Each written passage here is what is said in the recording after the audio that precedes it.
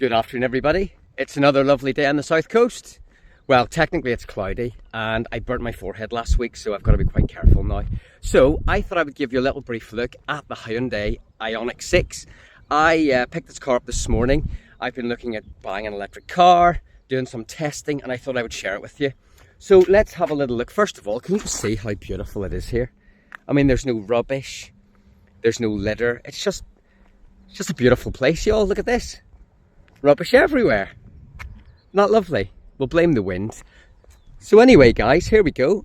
This is the Hyundai Ionic 6. This is the mid-spec model. And it's a slippery looking thing, isn't it? It really is a slippery looking thing. I have to say, this car is really Marmite. In terms of design, this is a really Marmite thing. It's got lots and lots of aerofoils and spoilers, winglets, lots of things to improve the aerodynamic efficiency. I think this car has a co-drag efficient of 0.21, which is really low. I don't know if anybody remembers the Vauxhall Kleber back in the day. I think it was 0.29 or 0.30, and it was a big thing. But for this to get to 0.21 is really incredible. But I don't really think it's that efficient. But anyway, I'll get to that in a bit. So let's just have a little look around. So the front is the bit that I'm not sure about. I'm not sure about you, but the front's, I don't know. It's friendly. It's got that lovely, can I say that, lovely friendly Asian face? I think I can say that. Yeah, that's the kind of face it has. Obviously underneath here, we have the air intakes, automatic air intakes, so they will help cool the batteries. We've got some more air intakes that go underneath to improve efficiency and to bring some air around the brakes, I believe, which is quite nice. Headlamps with the LED little matrix designs there that look really smart. And you can see my face upside down in the optical bit. How weird is that? High beam, yeah, they look really smart. And there's more Ionic 6, you can't really see, but it says Ionic 6 in there as well. This is a really fabulous colour. It looks like a flat grey, but it's actually got like a blue speckle in it. And yeah, it's really nice. We've got more of the matrix LED effect on the mirrors here. We've got the lovely Aston Martin styly door handles, really nice. But it's the back, it's this back that really just, I don't know, it's just, I love it. It's just really weird. It's ugly, but it's kind of cool, if that makes sense. You know, that date you've been on and maybe wasn't the best looking, but you had a really good laugh with her. That's the kind of thing she is. I quite like it. Sorry for the offence there. This is the, I think for me, the pièce de résistance. This is the rear spoiler that I believe all illuminates, which looks epic. And then you've got the full length light bar across the back. It's very sort of Porsche. Yeah, I really like it. It's really cool. You've got your reverse camera. You've got more of the little pixel detail here as well. You've got the black, gloss black lower underside, which really accentuates the colour. I just can't believe the amount of aero here. You've even got this little area here to bring the air off the back. And again here as well, these little winglets to help improve the aerodynamic efficiency. And I've got to say, it's very quiet on the move. We'll talk about that in a minute, but it's very, very quiet on the move. And despite having the 20-inch wheels, the ride is, dare I say, much better than the Tesla Model Y. I'll probably compare a little bit, but I think this does ride better than the Model Y. Does it handle better? I'm not sure. Is the steering better? I don't think the steering's that great in this either, to be honest, but we'll get to that. So yeah, there's no sunroof in this car, no panoramic roof. And that's another downside because it's really dark inside. Really, really dark inside. So, but you ever want to come down this way, this is Goring Gap. It's a beautiful part of the world. And all of the rubbish and litter comes for free. So, yeah, lovely. And then you've got your charging. Oh, thank you very much. So we've got our CCS, and this will accept, I believe, up to 220 kilowatts, which is bonkers. So I think it will do 20 to 80% in 18 minutes, which is pretty phenomenal. And then you've got, oh, there we go. And I think this car also has vehicle to load. I believe it does, yeah. It's got vehicle to load as well. So that's really good if you're going camping and stuff. Clamshell bonnet. Really nice design. Wing mirrors, very Tesla-like. They're very Tesla-ish in their design as well. Overall, it's a really interesting thing. I think the front is a bit that I'm struggling to agree with, I think. And if you look at the silhouette, it's very much like the Mercedes CLA, or this would probably be a much bigger car. But it disguises its length really well. It doesn't feel, it feels heavy. It does feel heavy. It's carrying a big old battery, 77 kilowatt hours. And I think it's 74 usable with a range of around 340 miles. But I think, I'm going to be honest, I don't think they'll get this. I don't think that's achievable. I've spoken with some other people with Ionic 5s and they're getting nowhere near the range. This at the minute's burning at about 3.5 kilowatt hours. So I don't think it's going to be the most efficient, to be honest. I reckon maybe 250, 260 miles, I think, if you're going to occasionally put your foot down. But yeah, it's really nice. There's loads and loads of detail. The more you look at it, the more things you find. Like the creases in the headlamps. The clamshell sort of overlaps the wing. I'm not sure why it does that, overlaps the wing. Just loads of detail. It really is an impressive thing. I think it would have been really nice. Excuse me. I think it would have been really nice with frameless doors. I think that would have been a really nice thing if they had put frameless doors on it. I think it would have just given it a bit more of a sporty appearance. But this is Ava's little car seat. We put that in just to check it out. And the back, but yeah, it's very dark in here, but we'll jump in a second. It's really, really dark. Yeah, really nice. Wheels are really cool. It really does look cool, I've got to be honest. It's really quite cool. So let's have a little sit in this inside here. Oh. So this is the interior. Now, it is really dark. I'm not going to lie. It's a really dark space. I think if you're going to get an Ioniq 6, get it with the lighter coloured interior. I think it would really brighten it up. It might only be available in the Ultimate spec. I'm not sure. But the screen is much nicer than in other Hyundais. I've got to say, it's a really nice screen. Got a slight curve on it with a silver plastic bezel. Overall, it's a really nice interior. I don't think the quality's bad. I think there's a lot of influence here from other brands like Tesla, Porsche. There's definitely Porsche, Panamera kind of vibes going on with the center console in the 911. It's more narrow, and you've got this really incredible storage space underneath, so you can put loads of stuff in here. But it's a bit like the Mazda MX-30. It's kind of hard to reach in there, and it all just feels a bit plasticky, to be honest. All of the main touch points are really good quality. But there is a fair, I mean, look, this car we're talking about, this car is going to cost about 55 grand. So I'm talking rubbish. It's about 40, mid 40s, I think, up to around 54. It's a lot of money. I could be wrong. I should check that, but it is a lot of money for what it is. There's winglets here on the dashboard. They look really cool, but to be honest, again, they're quite plasticky, and I don't think they've got this lovely clean design on the door. There's no buttons. It's really, really streamlined. It looks really, really smart. I love the translucent door pockets. I think at night time they're going to look really good when they're lit up, but they're brittle.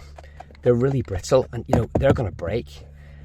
I mean, they will break. Only a matter of time that's going to break. It's that kind of, it's like the fridge kind of door, sort of plastic. But when you close the door, I just think it looks a bit just weird. It's just sort of stuck there. It just doesn't seem right. I want to be able to see the end of the door. That's my opinion anyway. Yeah. And here again, it's like it's a plastic, but it's got I wouldn't say it's a soft touch, but it's got a finish that sort of gives you the impression it's a soft touch, and I've used the texture to try and break up the plastic effect. I mean, I know this is probably for recycling purposes, but I think when you're spending this sort of money, you're going to be spending, this particular car I think was 47.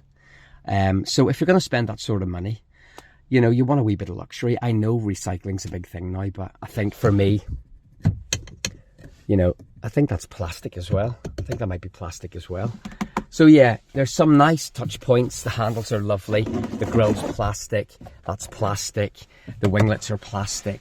The screen itself looks really smart. It's a really nice screen. I was told that this one, I've been just cruising along to some rap music, but they have said that this one has a few little glitches because it's waiting for a software update. So I'm not really sure what that means, but yeah, it's a really nice design. It looks really smart. A lot of the controls can be done from the steering wheel as well. It takes a wee bit of time to get used to it. You know, you can fiddle around with it, but it takes a wee bit of time. I find it responsive-ish, but I need to spend more time with it, to be honest. And then if we go on the other side, go on the driver's side and let you have a little look as well. So open the door. So again, same sort of thing. Door panel, completely clean, no buttons there. It's beeping at me. Have you noticed that electric cars beep a lot? I've left the door open, that's why. Electric cars, they do beep and bong a lot. So I'll have to go and close this door, otherwise it's going to keep bonging at me. But yeah, it's a really nice car. It's I'm just not sure. I'm still sitting on the fence at the minute, but let's jump in here. We'll close my door as well, so she'll stop bonging at me. Bong bong. And then we've got our controls here. If we just try and switch this on again. There we go. Again, more bongs. And it seems to default to Snowy Village. So, can you hear that? It's like somebody walking through snow. But it just sounds like really bad distortion. So, we'll put cam ocean waves on. There we go. Do I think it's as responsive as Tesla? I don't know. I really don't know. To be honest with you, there's so many things that you have to kind of get your head around on the systems. It takes a wee bit of time to get used to it, but you've basically got your drive modes. You've got your sport, normal, eco. You've got your regen flaps on the back, a bit like the Mazda MX-30 in various cars, where you can adjust your regen on the go, and that's really great because it really you can start to enjoy it when you anticipate the certain roads that you're on. It's really good. It's really nice. You sit it's kind of weird because you're sitting a little bit higher up, but you also feel like you're sitting on a skateboard. It's a bit of a weird juxtaposition. You're kind of in the middle, but it's nice. I just find it really dark in here. It's really stark. I think you'd need a lighter interior to really brighten it up. I think it's a beautiful thing. Do I think this car is worth 45 grand? I really don't know. I know the technology's there. It drives really well. I'll talk a little bit about the driving. It drives really good. I'm going to probably spin you around here. Hi everyone. So it drives really well. It's really nippy. It's got really good linear power delivery, but I noticed that with this car, you can feel the weight. And when you are taking off, you really feel that weight. And when you're coming under the brakes with regen on a low setting, you really feel the weight as well. There's a little bit of body roll. It's not terrible, but the back end will step out if you put your foot down too quickly. And also, when you're at the traffic lights and you've got it into sport mode or whatever mode you want, there's a delay before it really gets going. You put your foot down, you have to sort of wait for a little minute, and then it will go. The Tesla is more instantaneous. It will just take off straight away.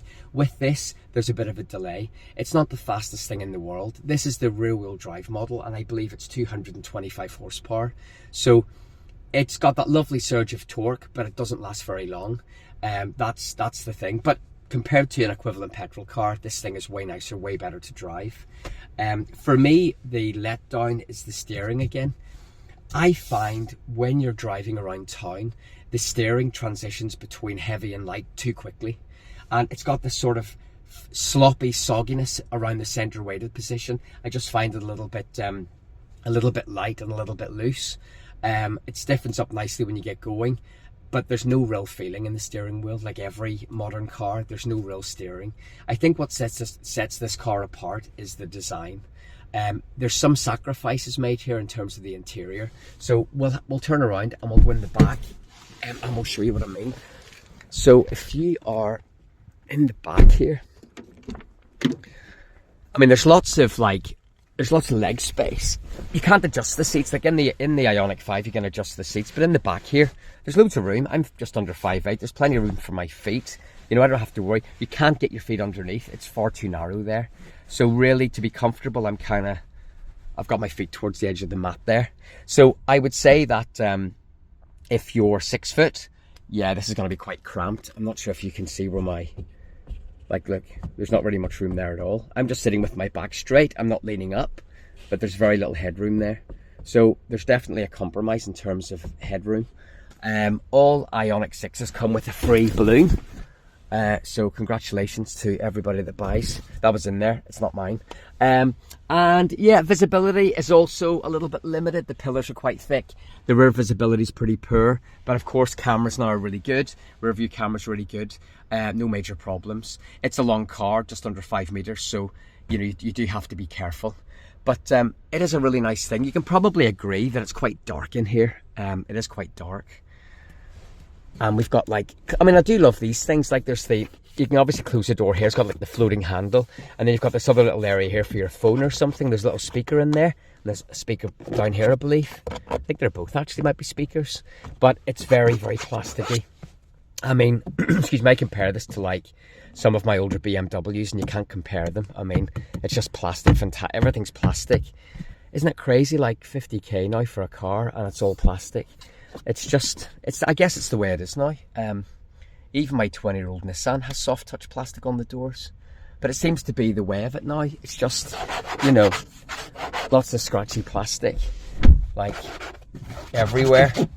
So, you know, that's the only thing for me. You know, it's a Hyundai. I think, you know, we have to be fair. You know, it's not a prestige model, but electric cars are expensive now. So this is really quite an expensive car, but it's the technology. Like I said, I think you can forgive some of the plastic, you can forgive some of the detailing for the performance that the car offers. But yeah, there's plenty of room in the back, limited for my feet here under the seat, limited headroom, but it's not too bad in here. At least we've got proper windows, unlike the Mazda where you can't even see out. The boot space is also, what's the best word? I would say it's different. So you have this aperture here at the front, but it's not very big. I'm saying there's probably about 2 and a bit feet here. So it's not a big boot. It's quite low. It's quite low, and there's quite a big step here as well. There's quite a big lip. So yeah, I don't think this is going to be a great car for a family. I was hoping that maybe I'd be able to put Ava's pram and all and lots of stuff in here, but to be honest, I don't think there's enough room. I don't think it's the biggest boot in the world. I know the seats can be folded back as well, but yeah, it's not a massive boot, to be honest.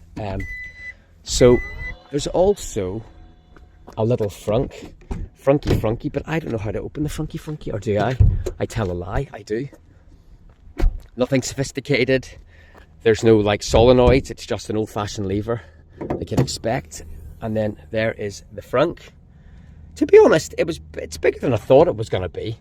I think the Ioniq 5s is smaller, but you've got basically a little frunk here where you can put your cables and bits and pieces. There's a little rubber mat on it, and I'm not sure what's in there. It doesn't seem to close properly. It's all just a bit plastic fantastic, isn't it? But nothing really to see there, just some high voltage cables, washer fluid, brake fluid, coolant, and then yeah, you'd probably get a few bits in there, maybe a bag of shopping. That's about it really. We can close that over again. So yeah, it's a little bit of a look at the Ioniq 6. I think it's a really cool thing. Again, if anybody really wants to get close to one, take one for a drive, go and take it for a spin. It may suit your needs. I think as an attention getter, this gets a lot of attention. Driving along, people stop and stare. And from the back, it looks phenomenal. I think at night time, wow, this thing's just going to be unbelievable. Can you imagine this thing all lit up? Just phenomenal. Really is phenomenal. But I'm just not sure. I think for 45k, yeah, I'm not sure. I'm on the fence. I think it's definitely more interesting than a Tesla. It really is. I think it probably drives on par with the Tesla Model 3. It's definitely not as efficient. It definitely isn't as efficient. I don't think it's as practical. Well, it definitely isn't as practical, especially the Model Y. But I think in terms of woe factor, this definitely has a lot more woe factor than a Tesla. It's just, I don't know if I can get over that front end. I just find it a bit 1990s Toyota. I don't know. I'm not sure. I'm just not sure. I could be completely wrong. You guys might love it, but I'm not sure. But let us know what you think of it yourselves in the comments. And we'll get a wee driving video soon, and we'll hopefully do a nighttime video as well. And then we can break down all the specs and stuff. This was just a brief little intro because I've just picked up the car about an hour ago. So there we are, folks. So have a lovely day, and we will catch you on the next one. All the best, guys. Bye.